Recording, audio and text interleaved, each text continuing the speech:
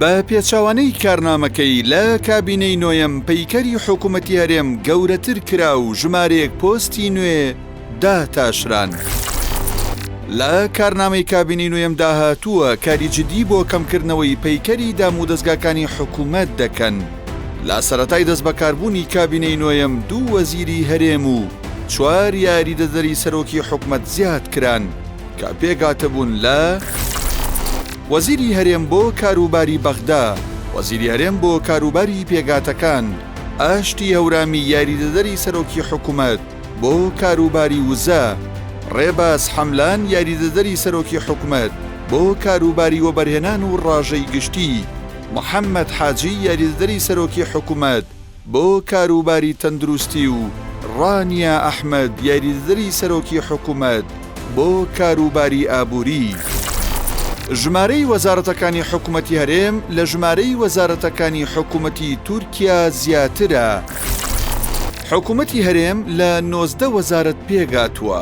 ژمارەی دانیشتوانی هەرێم 6,556,752 کەسە، واتە هەر وەزیرێکی هەرێم 345,000 کەسی بەردەکەوێت.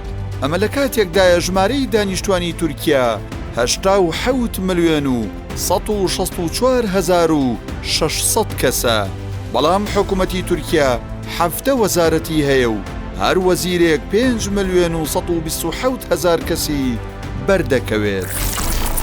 ژمارەی وەزارەتەکانی حکوومەتی هەرێم هێندەی ژمارەی وەزارەتەکانی حکوومەتی ئێرانە.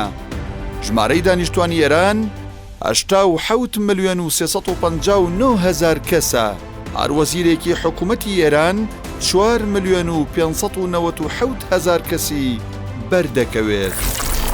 ئیمتیازاتی وەزیرەکانی حکوومەتی هەرێم لە کابینەی نۆیەم 19 وەزیر هەیە، هەر وەزیرێکیش بریکارێکی هەیە.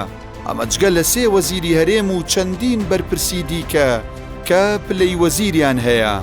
وەزیرەکانی حکوومەتی هەرێم ئیمتیازاتی جۆرا و جۆریان پێدراوە، لەوانە موچەی مانگانە زیاتر لە 7,200,000 دینار، 10 بۆ 20 پاسەوانی هەمیشەیی.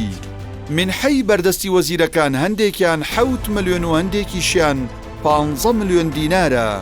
دابینکردنی شوقە و 2 بۆ 4 ئۆتۆمبیلی مۆدل بەرز، ئیفادی گەشت و چوونە دەرەوەی وڵات، لێکەوتەکانی قەبەبوونی پەیکەر و پۆستەکانی حکوومەتی هەرێم.